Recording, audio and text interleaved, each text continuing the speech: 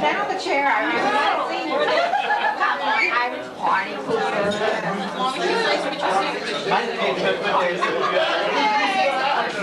How would you get up on the chair? I have one dog. Everybody's got the floor. Looks like it. Good evening. Good evening. We're all here to say goodbye to a no-count person who sets the record as having been the longest-staying chief of R&P in modern-day record. She's the first one we've had that stayed over 6 months. First of all, let me say that I'm not appropriately dressed for the occasion. I went downtown to Verkhoff, I went to the Carriage House, I went to the PS looking for an appropriate suit. I couldn't find one. I'm asking what's going on. Finally, I talked to the buyers there at AFES and they told me that they had stopped ordering suits. They had gotten word from the Bundesbahn that the economy was changing. This person named Dackness was leaving town, so they weren't ordering anymore. Like this. I guess I'm kind of one of those people who's known Betty a little longer than everybody else. And when the word got around that Betty Darkness, everybody asked me, well, what's she like? I said, well, I can't tell you. Leave it up to everybody to make their own opinions. I think you'll like her, but I don't know. During the course of time, Betty stayed around, and different people have formed their own opinions. And we're here tonight to hear some of those opinions. Before we get to that, I have to tell you something. Here in USERA, there's a policy that they waive pre-employment checks for individuals being hired. We don't voucher people. That's when you go out to 3 references, their past 3 employers, and they tell you a little bit about it. This letter is from the Metro Communications and Tidewater Radio Show. Son, Ames Dackness was employed at radio station WOWI. And we are thankful knowing that she's leaving this state. This letter is presented as inducement for employment at any radio station inside the continental United States. Please contact the CIA, the U.S. Army, the Navy, Air Force, and the Marines. She's pretty chummy with the fleet.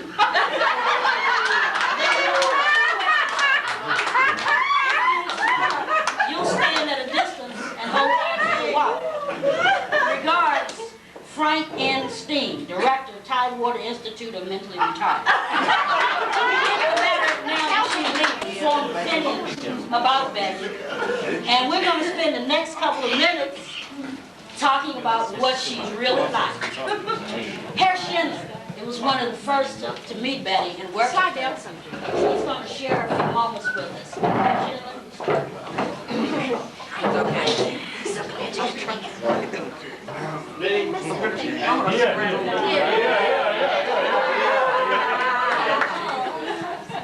Actually, I'm not such a remarkable speaker as she is, and she demonstrated, of course, a skill which I don't have. But anyway, I want to express that I'm very sorry to see you leave, and I'm surprised that you have selected this place, but I understood that you're off limits at the Sonneneck. And so this place seems to be the right way for you to be roasted, because they eat spicy food here. All their tongues will be accordingly once they have eaten. I haven't eaten enough yet, and unfortunately have to leave early. So I have to leave that nice party, which I rather would join and continue. But I can say, after all the roasting, I have left something for Betty, so she can have some relief from the words I have given her, because I don't have such a spicy tongue yet. But I wish her the best. I regret to see her go, but there is not too much to come after her. And so the best way is for her to leave. And that's what she has decided. I think for us, we will keep her in our memory as one of the examples of a good leader, which I have seldom seen. A person who can motivate so many people to do the job unhesitatingly and giving so much in of them to get the job done. That's the thing I shouldn't say now. Go on roasting, and you deserve it.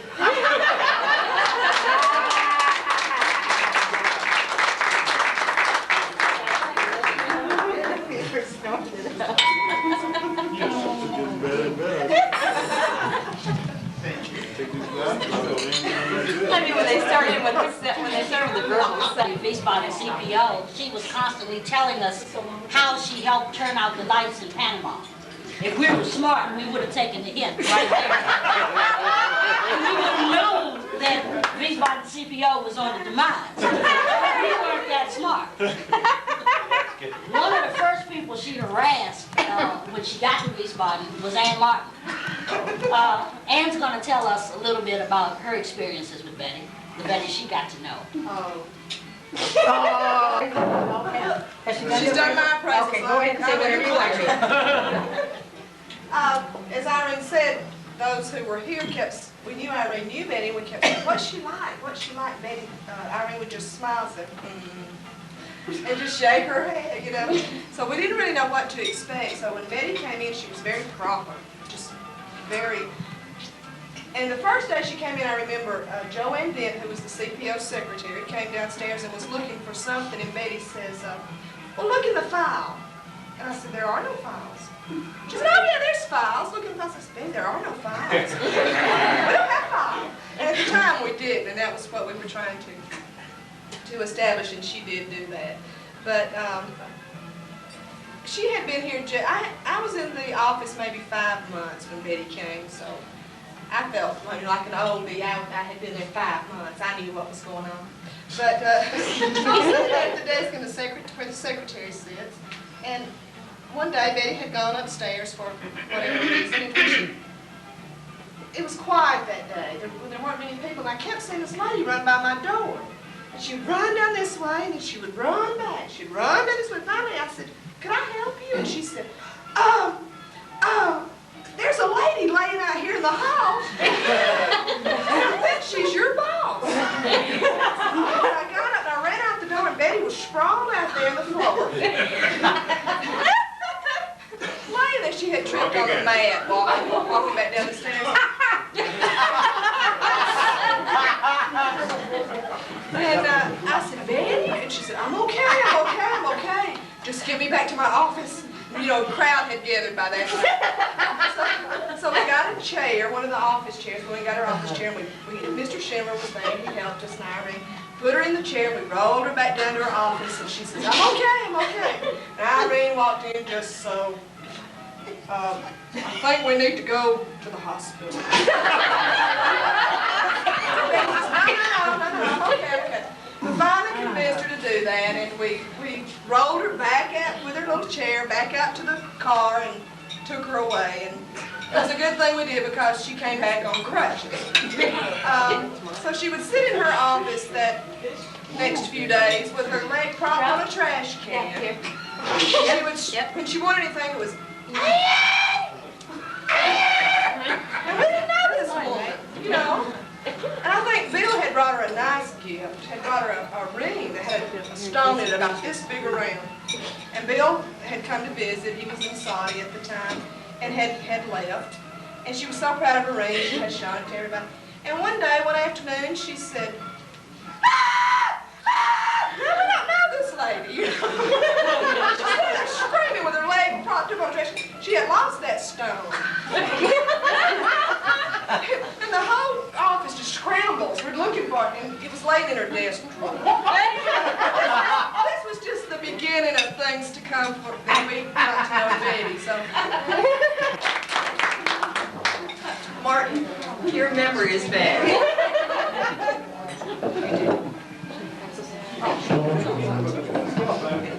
we've got a relatively new employee who's working with us, and I remember when this person first came on board, everybody looked around and says, oh, I don't think she's gonna be fun to work with. She's kinda old. Gee, Irene, she's about your age. Anyway, that employee is a very talented individual, and she's somebody who's become a very fond member of our staff, and she's gonna be there longer than Betty has. Pat Conner. I don't have anything to roast you because nothing funny has happened to me since I've come here. They just delegated me, yes, the week I started, they said the CPO was closing, so that was an indication right there. But they delegated me to present you with the CPO president. We had a lot of discussions about what you wanted, what you didn't want, what you liked, what you didn't like, and we had a lot of money. The problem is, coming in tonight, we didn't have time to get paper and wrap it. I tripped and fell. Betty, can you come up? And, You're David Winter.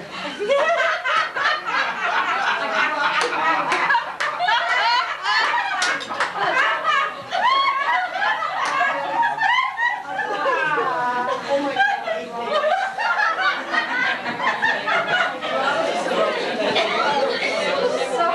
It's my favorite one, too.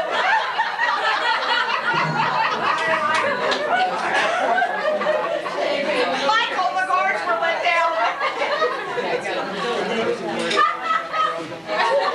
Oh, that is broken. It's tacky. Oh, and it was my favorite. That's all right, Bill, you can paste it all together. Pat, thank you so much. Well, we'll have to pick up another collection.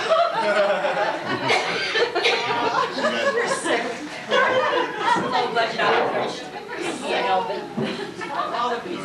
Oh, I'm gonna cry. I didn't want to know. Pat. That don't bother me. I knew she was a klutz the day I hired her. Every year at springtime, young girls' hearts turn to love, young boys' hearts turn to baseball. In the federal government, we think about summer hires.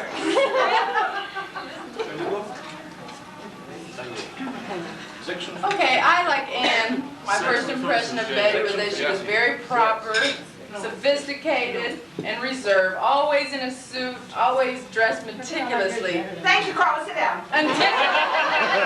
Until the summer hire program, which initially is what I was hired to do, was run the summer hire program. So throughout the program, Betty was still very sophisticated. We went to the school to process those young, sweet individuals. And fortunately, my boss agreed to go with me. So we got to the school and the auditorium was full, 300 kids, teenagers. Of course, we were like, okay, be quiet, be quiet. And they were talking. Betty standing, looking around, looking at him. She stood in the middle of the auditorium and said, "Shut up!" Shut up! And so I was like, Betty? The Betty that I know? Well, it was. And afterwards we had, well, needless to say, they did shut up. They were very quiet after that. I think they were scared. And afterwards, a young student came up to me and was asking me about the paperwork, and he said, "Who was that red-headed bitch?"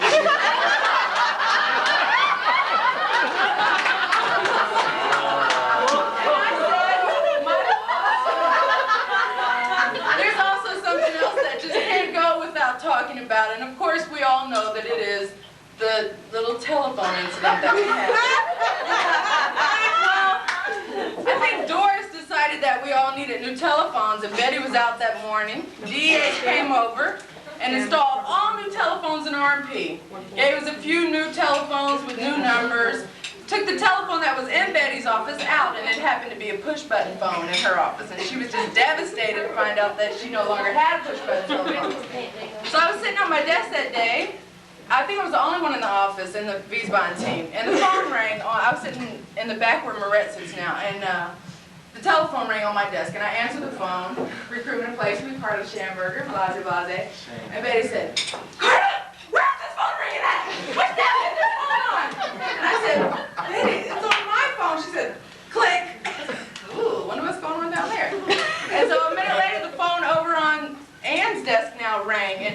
field 10 and you can pick up any line in the office. So I pushed 10, recruitment and placement division. This is part. Where's the phone ringing at? Betty, it's ringing on Ann's desk. Click. I said, oh my God. Well, the other telephone rang. Obviously, my boss was down the hall calling every number in the building, trying to figure out where these phones were ringing. I wasn't involved in this part, but from what I understand, she jerked her telephone out of the wall and came running through the building. She had a sledgehammer with her hammer, and she jerked her phone out of the wall. She went and took Dorothy's phone because Dorothy had a push-button telephone, and that just wasn't fair because the boss didn't have a push-button telephone, and she switched with Dorothy. So after that, I never have lost my first initial impression.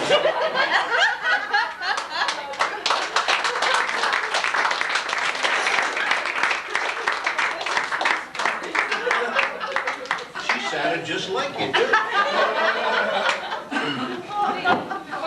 That was fun. Fearless, shy, quiet, unassuming, reserved, conservative. That's Betty. Words you would like to hear about your supervisor. They'll never be used in the same sentence describing Betty Dackert unless it's on the other end of a negative. This is not the best person in the world to work for. Not if you're thinking about making federal employment a long-term career. Janine is going to tell us a little bit about working for Betty Dackert. Remember, Janine. Y'all be ready to meet the award.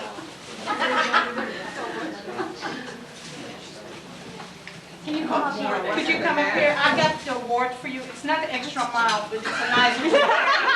Oh, that hurt, Betty.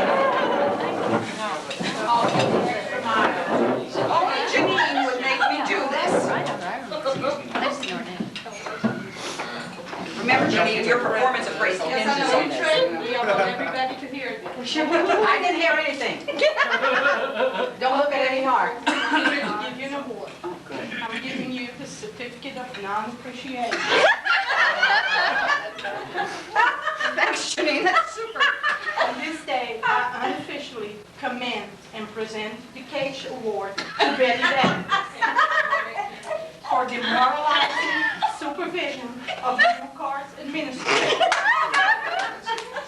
Your non-support inspiring me daily for a lack of Diet Pepsi is never deeply appreciated. It has certainly been an honor to have worked and been fired by you. I have endured this daily with a smile, but no more. Therefore, I exclaim, get back in your cage.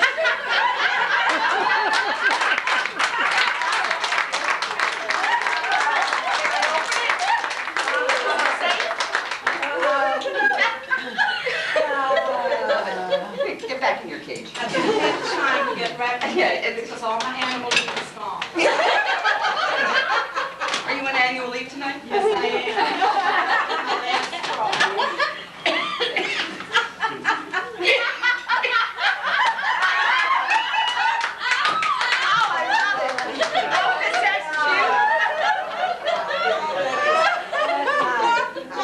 I'll get you for this. Oh, I love it.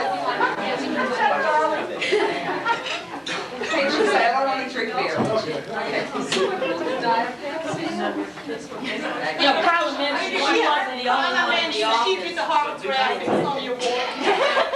She wanted everybody to She know. goes the extra mile. You know, Carla mentioned that she wasn't the only one in the room that day, or in the office that day when somebody was ripping out phones. Lana Fitchie was there.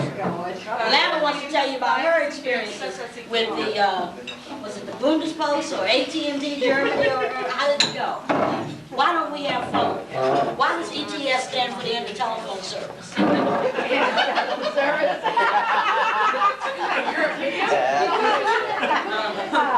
Okay, well, I'll just tell my small little rendition of the telephone story, because I also have another little story to tell too. See, there's just so many stories about Betty.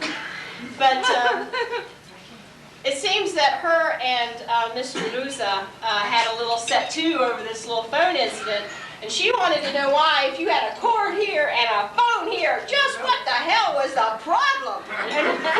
And why we couldn't have these phones hook up the way we wanted. And the guy from DEH had already told Dieter in German that he was never coming back here if that redhead was there again. Don't even bother to call him. So, but luckily we all still have phones. You can't get a 7-line, and you know, job information I don't think still has a 7-line, but that's okay because they don't need to call anybody anyhow. There's a freeze. Good Carla. But I don't know how many of you know, but Betty is the type of person that also likes to be everybody else but Betty.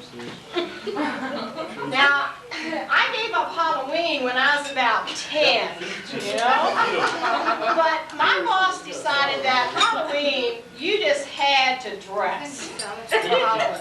And you had to be somebody that you weren't. Well, I don't know about you, but when I'm meeting my new boss, I like to make a good impression.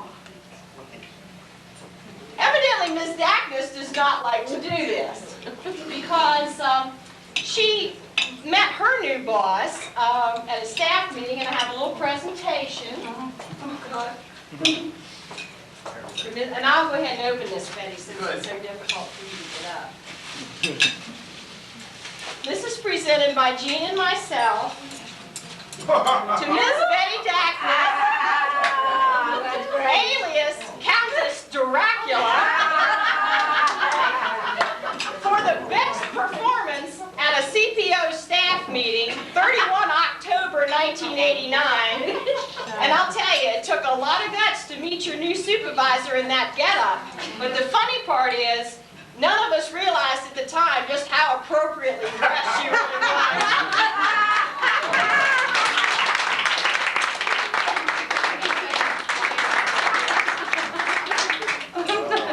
Oh, you can try that, Mandy.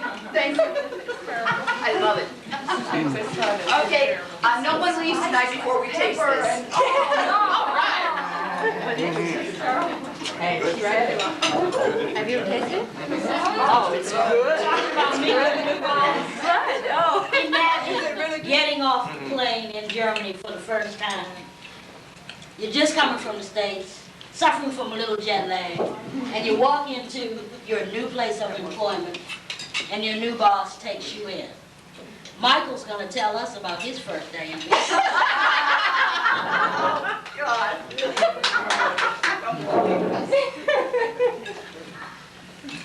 I should have known something was strange about Betty. When the first question she asked me in the interview was, what was my shoe size?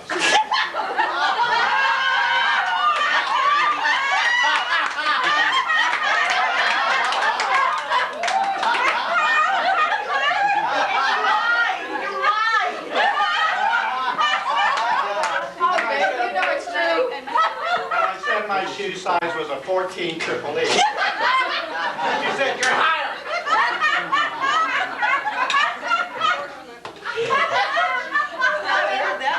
So I got off the plane at Rhine Line off the Pan Am flight. The first thing I wanted to do was go to the emergency room at the hospital. But Betty said, no, I've done a parade for you. Just for you.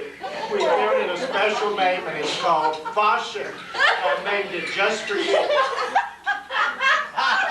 Because that's what they call size 14 triple E shoes. So she whips me by the hotel. I leave my baggage, and we go downtown to Wiesbaden, and all these strange people are moving down the street in this parade. And Betty says, it's for you. It's for you. And they're throwing makeup and they're throwing jewelry and everything. I said, it's all for me. And she said, I've just for you, I'm going to have another parade at CPO tomorrow. So Monday morning, Betty meets me at the Amelia Earhart Hotel, and she's in a floor-length gold sequins dress with feathers in her hair and a beaded bag. And people at Amelia say she appears here every morning dressed up.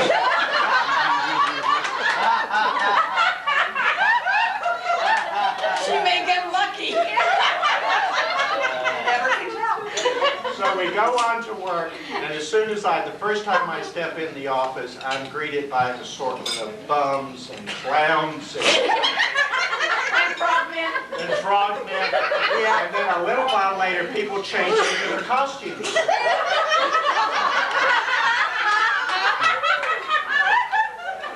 And they start to parade through the building. And this very strange little lady is dressed in a frogman outfit. With big flippers. I mean, big flippers. And Betty said, we got them for you. But the entire adventure at V-Spot has been a parade due to Betty. And I thank her, and I think we're all going to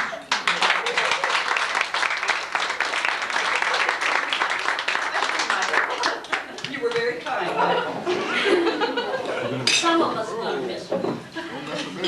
Some of us aren't.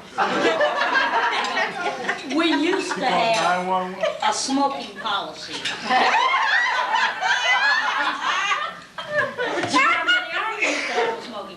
We don't have one anymore. We used to have a chief of MER, and I understand they have to return to the state soon because of some of the things that Betty put them through. Smoking policy. Yeah, that's Rose, right. you want to come up and Yeah, that's right. tell us a little bit about your experiences with Betty? Hey, Lopez. Yeah. You don't do her appraisal. Want to bet? This is very dignified because it comes from MER. Oh. We're a dignified group, Yes. okay? Okay, everybody keep quiet now. Besides saying that Betty is one of my best friends, she really is a great person.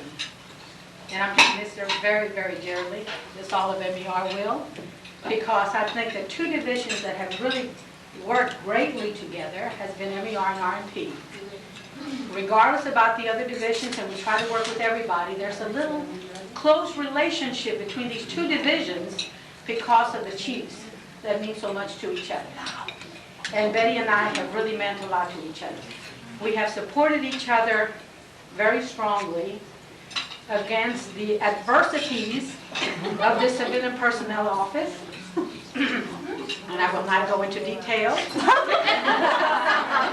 ahead, Rose. But I would say that I have many memories, as my people have many memories, about this wonderful lady. And we will miss her dearly. I can tell you so many stories because I can remember not only the things that have happened at work, but then also the things that have happened in our private lives. Because we have been very good friends outside of work also. One of the things I remember, of course, is attending parties in mines, going over all kinds of tracks, getting lost, walking in at the last minute when the general is saying thank you very much and we act like we've been there the whole night. We just walked in because we were lost. There were so many instances where Betty and I went through so much, and we would just look at each other and know that that little look supported us so much, through so much, that I don't know that I could have made it or that she could have made it without each other. Neither of you made it. Actually, one of the funniest, though, was a day that I was getting this frantic telephone call from a neighbor here in Mines Castell. And they were saying, I just want to warn you, there's somebody outside your window. And it looks like they want to break in. I don't know what you can do, if you can call your police, or should I call the police side, or what should I do, but please look outside and see who it is. And I look, I'm on the second floor. I look, and there's Betty standing outside. And she's going. So I say, yes. It kind of startled me a little bit, you know. But it seemed that they were doing some painting or scraping, I don't know what they were doing, and the scaffolding was out there, so this was a golden opportunity for Betty. I mean, why shouldn't I be out there, getting all this fresh air, and that's right, and smoke out there on the scaffold, you know? Another one was these frantic calls that I used to get from Betty about smoking. I love it when she calls me and she says, I need to get a ruling from MER. And I always say, here it comes. Because here come the questions about, do they have to, can they tell me this? Can I do that? Can deaners do this? So on and on and on and on. And of course, I kind of have to calm her a little bit and say, yes, Betty, or no, Betty, they really can't. And guess what, Betty, I'm going to help you fight it. Because these are times when we have to stick together, and I will always stick to Betty. She happens to be one of the finest people I have ever met. She really is. She has been a friend to MER. She's not only a friend to MER, but I know how she leads R&P. I don't care what anybody says anywhere. I have been in federal service for many years, and she is one of the finest. I have compared her to people in many places of many grades, and I tell you what, she could lead them all. So I say, Betty, good luck to you. We're going to miss you, and good luck. Thank you.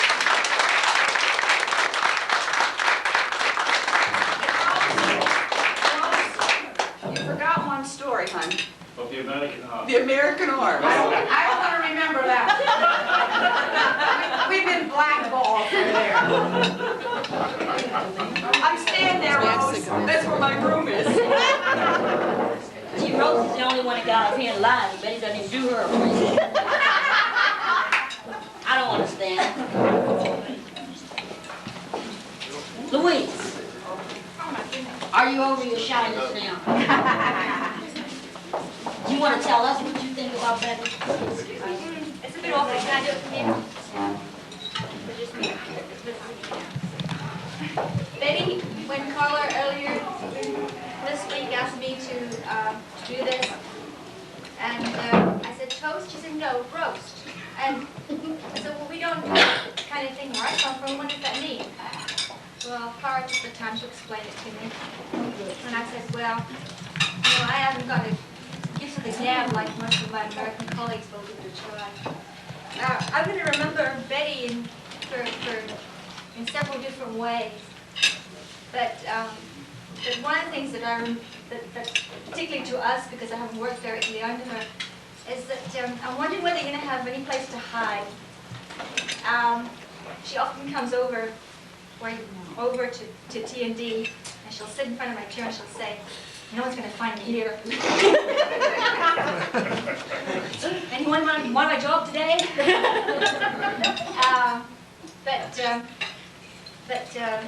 Betty,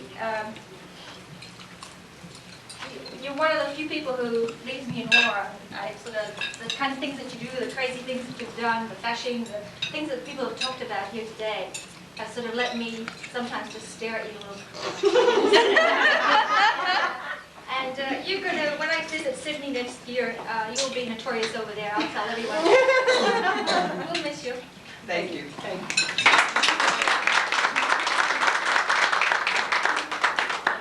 Louise talks about Betty leaving her in awe and not knowing what to expect. Earlier we talked about different words and used about different people. Well, Betty brought her own new language to Germany. Helga's going to tell us a little bit about it.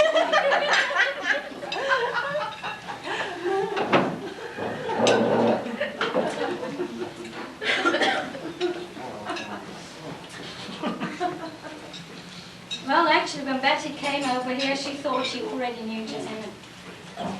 You might be surprised that she learned it in Panama, but nevertheless, there she was, with all the ability of the language. Still, when it came to renting somewhere to live, she was a bit reluctant. So she thought she'd better have somebody to accompany her on this, and unfortunately, it wasn't easy to choose. So I got there with her. The lady opened the door, and she was staring at us and asked, "Can you speak German?" Well, I had to admit I do, and we got things over fairly well. Unfortunately, as we found out, Betty, we have really been fortunate come to think of it, that this lady didn't demand us to speak French, because you and I, we would have been at a loss. Because this was a French lady. But all in all, after we had her settled all right over here, I came to finally figure out what kind of boss I got. And let me tell you all about it here. Well, Betty, I think you've failed in so many things. I only want to point out a few of them. You failed to gave the Daily Yell. You failed to make out this place our hell. You failed to tell us what to wear, which way toilet paper to tear. Would you believe this supervisor even failed to be a miser when we requested from her leave? She did not moan, she did not grieve. Would you expect, with all that mess, that people stayed there nonetheless? Well, so after we got over this initial problem of trying to cope with that kind of supervisor, as we had been used to really good things before, we even figured out that she had some other strange ways of getting about things, and one of the things was how to get about getting into our door. Well, she thought that sprawling herself out in the ground, having all kinds of paperwork lost, and drawing all the attention of the building on to her was the main thing. But imagine what I found in the newspaper that is called the Wiesbaden Roast. Under the section swap shop, I found an announcement under the for sale part. A pair of crutches in excellent condition to outlast many new owners. Good investment for anyone with a be prepared attitude. Contact Betty Darkness, telephone number 334-2444. We all knew that one. And she had some kind of contest with that one. There was another thing for sale here. Pair of crutches, perfect condition, reasonable price, leasing possible. For information, call Alison Webster.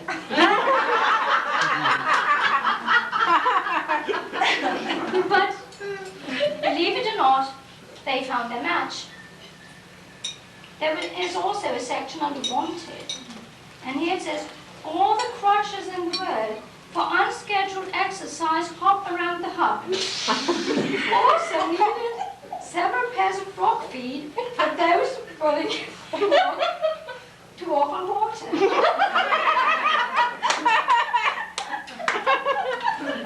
You need free Lord. Rescue services available for GM14 and above. Contact.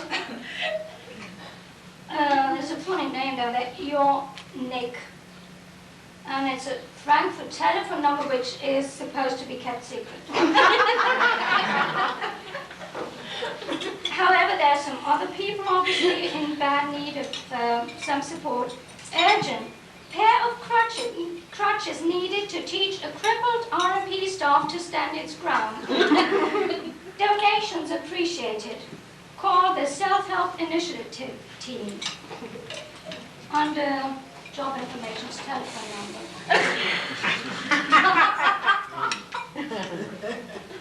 But somebody must have already figured out about this urgent cry for help.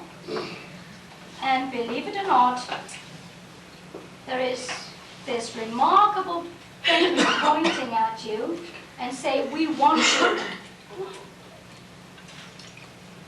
You all know which section issues this kind of stuff.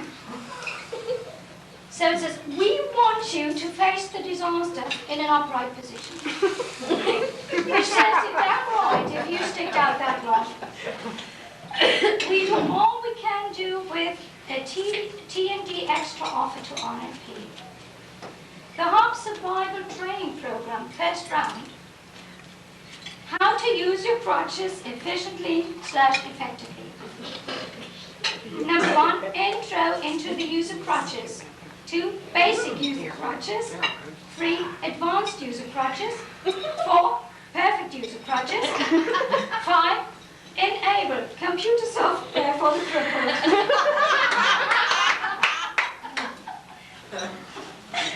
These courses have been determined as being mandatory for anyone with a serious ambition to survive. We are proud to announce that we have been able to recruit some top experts as instructors. Betty Darkness, who accepted the challenge of this rewarding task without hesitation, although it involved the cancellation of her flight to the States booked for 3 May 91. Oh, yeah? Alice Webster, who in wholehearted support of Betty Darkness, immediately agreed to join the team as a valuable asset. Hubert Zimmerman, master of the Actors universe, able to persuade to work for us on a freelance basis, unfortunately not for free. A course outline can be obtained from any of the instructors. Send in your DD form 1556 for each of the courses. Failure to do so may result in your being scheduled for the hop around the hop exercise. If you have further questions, training and development. ETS number, shall I give it up? No, thank you. To be called. Well, so we all see that we are going to lose somebody here who has been of utmost importance for the function of our office and who has really motivated people in trying times to still stick out. Betty, we will surely miss you.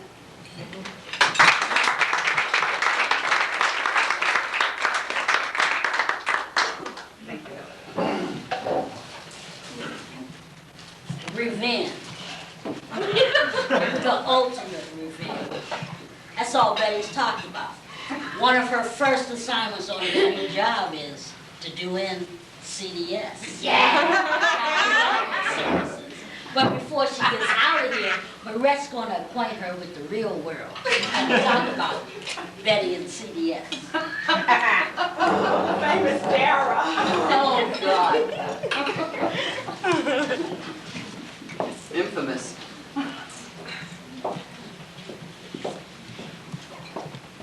First of all, Betty, I have to roast you because I'm upset with this EEO complaint of CDS that I had on my desk, last Friday. Yeah. So I finished the package. I went to Irene this morning. I said, Irene, I'm all finished, but I can't figure it out. They asked for the referral list, and that's all they want. But how do they know to figure this out without the application? So Irene looked at me and she said, well, the applications go with the referral list. And I said, I'm so wrapped up into CDS that I'm going crazy. So Betty, take care of them, okay? Take care, Dara. They're gone. The whole program may go down. First she did them in at the high school level, now she's doing them in the preschool. That's when I believed in abortion.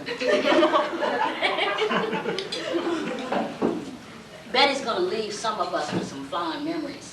But we've also had some people who've left us and who had the nerve to come back and wanted to say something about it, even though they're over there suffering from Mombach dementia.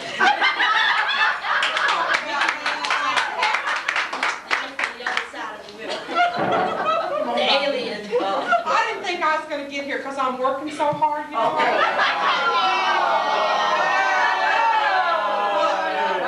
There's this good-looking captain I have to talk to, and it just happens to be late in the afternoon when I knew it. Why not? But I just couldn't miss this opportunity to come over here and talk about Betty, because I've been waiting to do this for 3 years.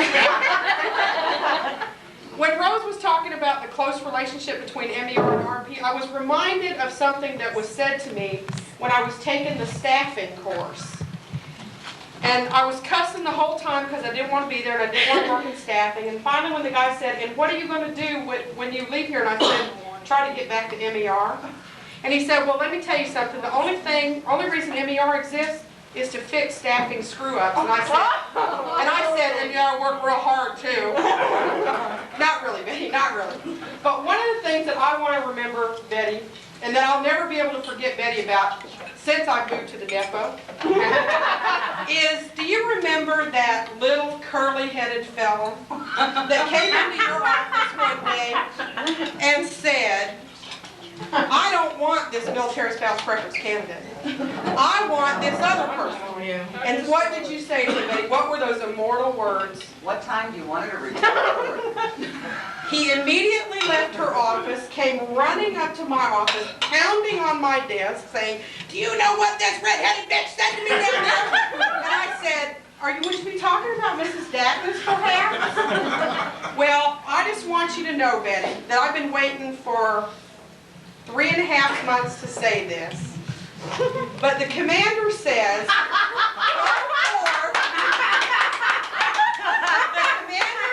go forth and honor us at DA and treat us right. Remember us. I truly am going to miss Betty. I'm truly going to miss Betty because every day somebody comes into my office complaining about something Betty said. And what am I going to do now that she's gone? I'm not going to have anything to do. No problems to solve, no nothing. So thank you, Betty, for making my life easy. I appreciate it, and I'll miss you.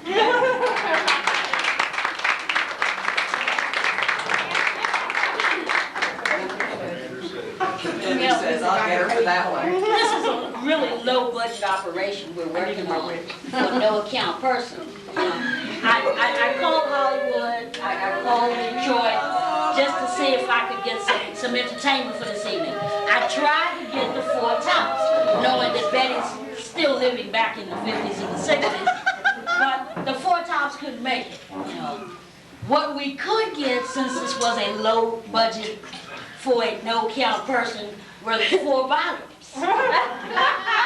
Presenting to you here live tonight, Ethel! Eunice! Edna! And Brenda!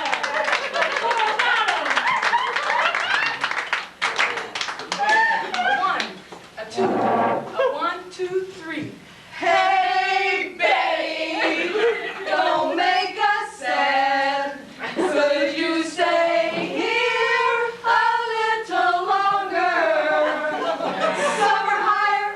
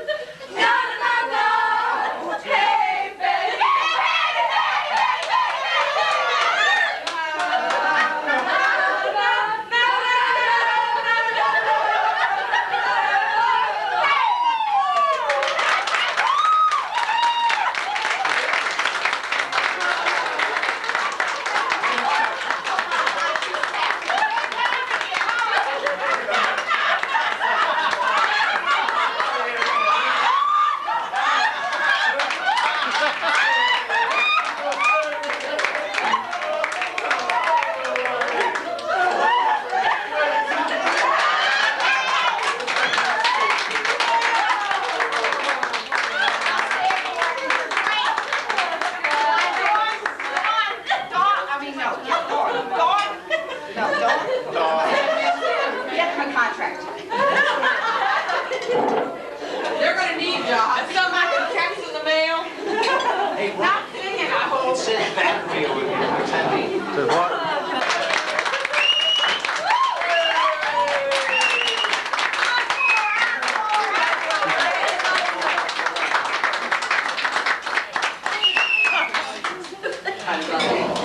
Oh, I love it. Not only that, they were good looking.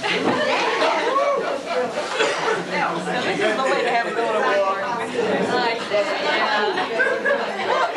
Getting four buttons for entertainment. Probably loving that he's got my picture on. Okay.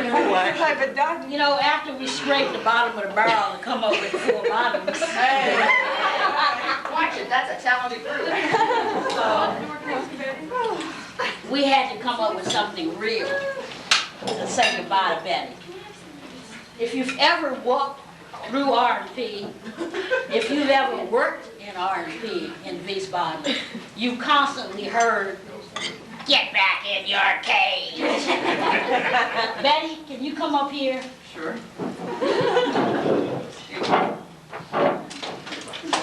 I am not going to the cage.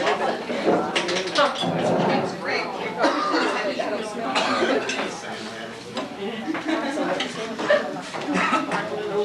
From all the animals in R&P, we want you to take this with you.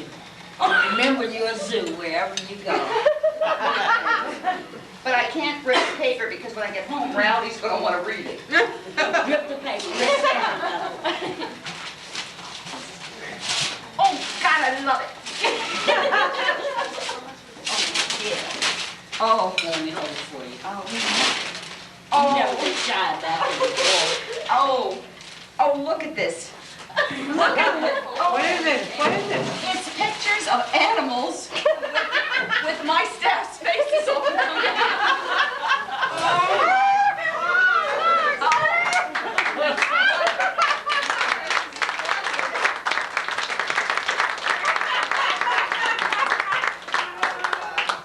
Oh, that's great. I love it. It will hang. Betty's Zoo. I love it. And you spelled my name right, too. I-E.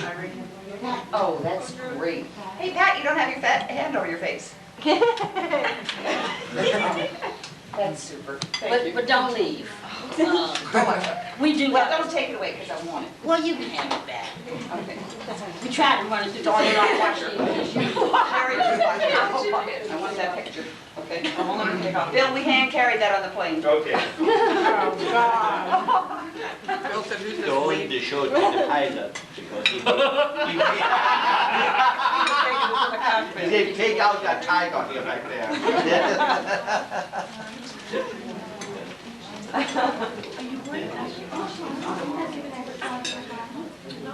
Well, now that we've worked with her for almost a full overseas tour, I guess you all know what to think about Betty. I told you, I couldn't tell you, everybody had to draw their own opinion. But Betty, there are some good things that we think about you, and we are going to miss you when you leave Wiesbaden CPO, mainly because Wiesbaden CPO is leaving. And you're taking a little bit of all of us with you. There's some things that we'd like for you to take with you, think about. Don't go. I thought I was being gracious. David Winter. We want you to think about us whenever you see these things. Remember your final 2.10 years here. Thank you. Okay, obviously I'm supposed to open this right now, right? Yes. Did you ever notice that I And don't you're shy ever on the pretend same that I way. want the bow or the paper? You know? I don't ever go in for that nonsense, you know? Let's get to the present. Come on. Let's not dirty the place up. Bill will have to tell me I have to clean up later. We know that's not true, baby. I can give her the flowers. I'll take care of it.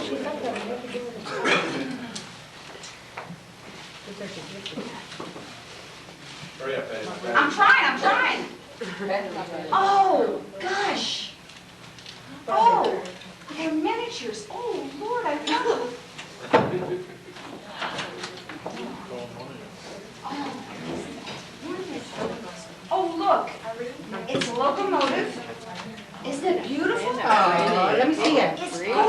Nice. Let me see it. I like that. Let me see. Oh, I want Are you gonna give it back? I want that one. No, Bill, watch That one I her. want. That one I want. Oh, I like that one. Oh, they're beautiful and I they're like locomotives. I like it. Thank you very much. Oh, I love them. Aren't they? Where is it, Rose? Give me. Who took it? Rose? Put that there somewhere. Empty your brushes?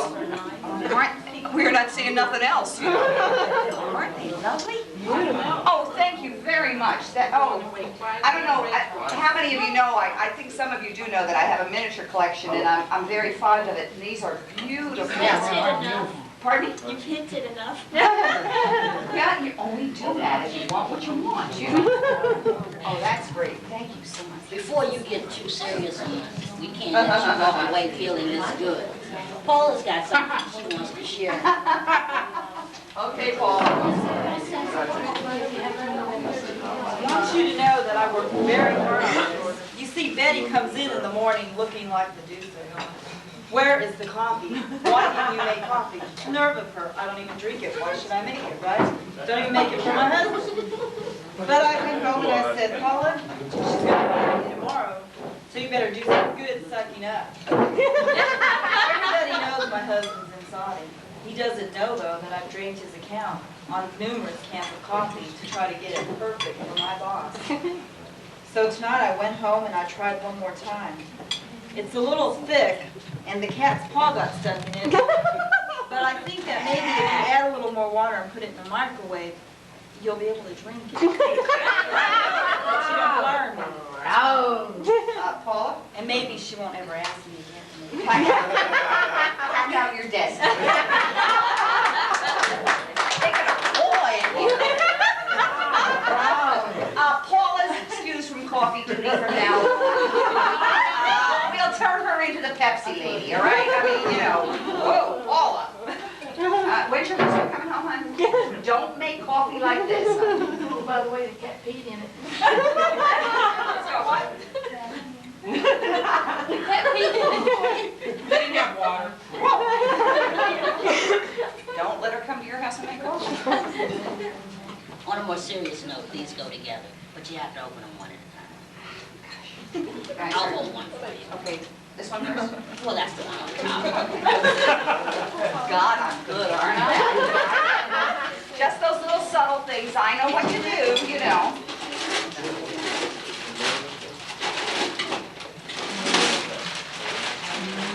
Okay. You always want What's she gonna do with a that? plastic cover. I don't think it's a hat, is it? That's probably a tape. It's obviously something for the kitchen, right? Now, what could be more appropriate? Well, Bill's gotta get a little We're present having a too. potluck Friday. That's for Bill. And you can't bring cups and plates. I don't know how to bring anything else. And besides that, I'm at the American Arms, I can't cook. Well, there's always drunken meatballs, Betty. I've done that once, I don't have to do it again. She stayed up all night. I know. Bill cleaned the kitchen for a week. I know, I heard that. He said I was never allowed to cook again. Bill, does that have a time limit? Betty, was that the Oh, meatballs? isn't that lovely? Yeah, The meatballs. What is that? That's a cake. What does it say on it? Good appetit. R&D division, V's Bud CPO. Oh, isn't that Isn't nice? that Ah, see, I knew it said. So when she takes the paper plates to the potlucks in the state, she'll take them on.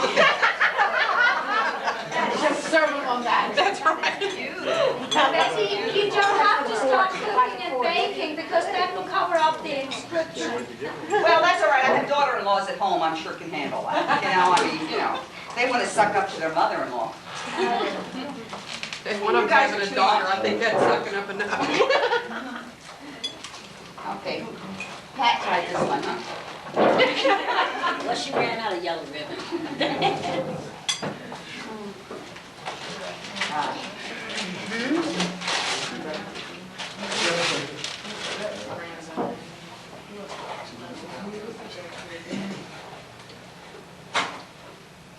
Yeah, on my desk.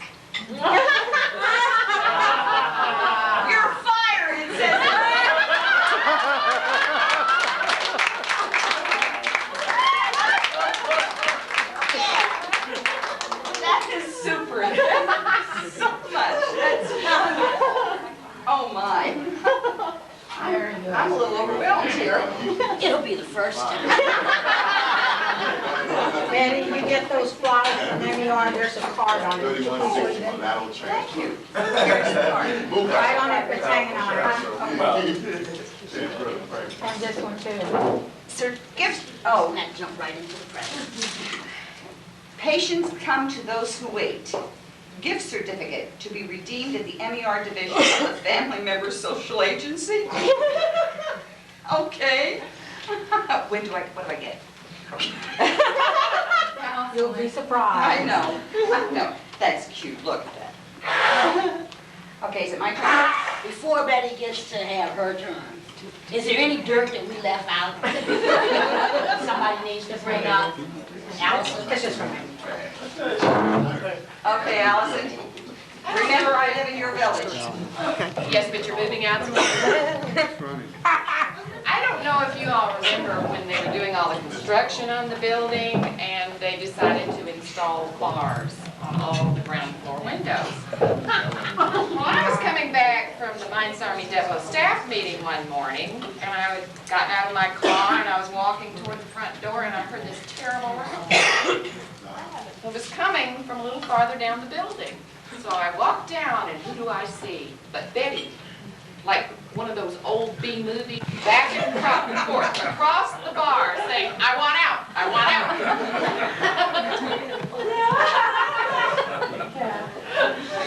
She did that. Now, during my recuperation from my hip surgery, I often rode with Betty to work after I started back, and I really never knew what to expect. She called me and told me to be ready at 7 o'clock and she would be by to pick me up. So I got out early and I was standing outside, no Betty. So I stood and I stood. Well, it started to rain. I didn't have an umbrella, so I was standing out there waiting for Betty. So about 20 minutes later, it was dark as midnight. This was in the wintertime. Betty pulls up. So I knew we were late and I was rushing to get in the car and I got in and I just happened to glance over and being polite as I am, I didn't really want to say anything, but there was Betty in curlers. Well, she said, how do you do this morning, Allison? I said, fine, fine. I wasn't far be it for me to say anything. So we were on our way, almost out of town to the Audubon, and suddenly she hung a right and she says, oh, I meant to tell you, I woke up late and I have to go back home and change clothes. She had on her nightgown, it wasn't a long dress.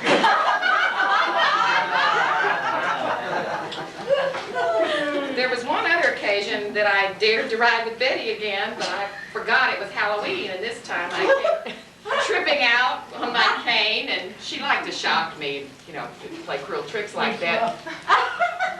And it was already dark, as usual, and so I got in the car and I happened to glance over and she had on a halo. And she just looked at me and she said, the wings are in the back seat. Thank you, Allison.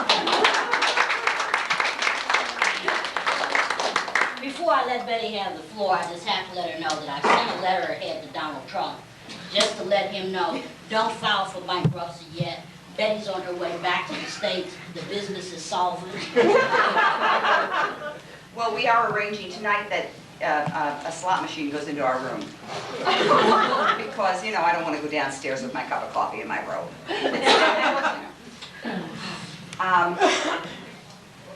I am overwhelmed.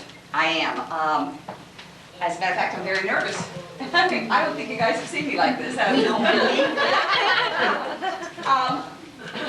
I cannot tell you how much I appreciate this. I cannot tell you how much I appreciate you all coming out after work and spending your time and doing these things. And your song was great, kids. I really enjoyed it. It was super. The people getting up and talking, I didn't realize I had done so many dumb things. But it makes life interesting, doesn't it? It has been a distinct pleasure to be with y'all, okay? Janine belongs in her cage. Louise, you know, come on down, we'll holler again. Dawn, run out and hide when I scream. Carl, come on down, we'll chit-chat. Pat, you're going to get yours. Carla, good song. And if I don't have to wear plastic, I'm looking good, okay? We forgot to tell you. It's very difficult. I had thought seriously, I've been trying to prepare all week to do this. And I had thought about doing something avant-garde, but I'm so shy. And I had thought about doing something ridiculous, and I had thought about doing a great many things. But I sat down and I thought, and I thought, and I thought, and I thought. I thought when I arrived, I was here alone, and I cannot tell you the support that I received from people, Ann and Ronnie, when you came to my house and you saw this wide-eyed person saying, oh my God, I don't believe I've done this. You know, the house is going to be in storage. I'm going to American Arms and live there for 3 years. Rose driving me to work. Marette was relatively new and we didn't know each other, and she kind of didn't know where she was and said, I don't even though I like this place, you know, I'm not sure I want to stay. That y'all have stayed, and I'm talking to my division right this moment, excuse me, the rest of you. I can't thank you enough. Your support, your go for it attitude, and Phil has been an inspiration to me, and I thank you. I thank you very much. MER, hey, come on. You know I love her, and she's not wrapped too tight.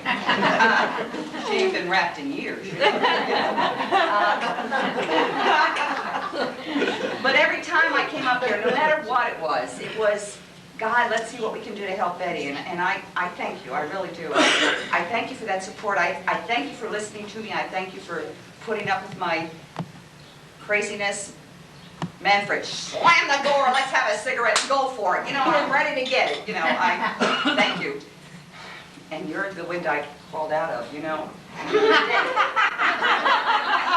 Oh, you're the one. Mr. Lyson was in his office having coffee and talking on the telephone, and I walked in and saw the window and saw the scaffolding and said, let's visit Rose and I'll have a cigarette, you know.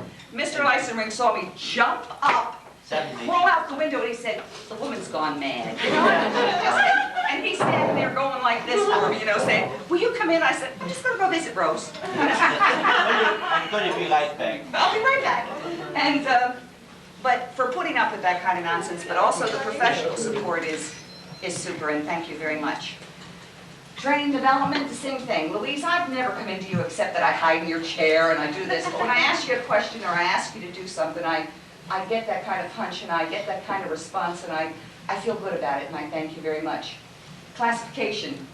God, I bug the hell out of you guys. You know that. You know that. I really do. But I appreciate all that you do for me, and I don't think there's one person in this room that I have not come to and said, God, I need help. Let me do something, you know. And they responded like that. They come back and they just give me all kinds of stuff, and it feels good. It really does. When I leave here, and TSO, Anthony, help. You know, you've been holding down 3 jobs now. What are you doing, Anthony? I mean, you're bonbons reading for confessions? What are you doing? You know, I mean, he runs up and down the stairs. He tries and he does it all, and I appreciate it. Carl, thank you. I really thank you.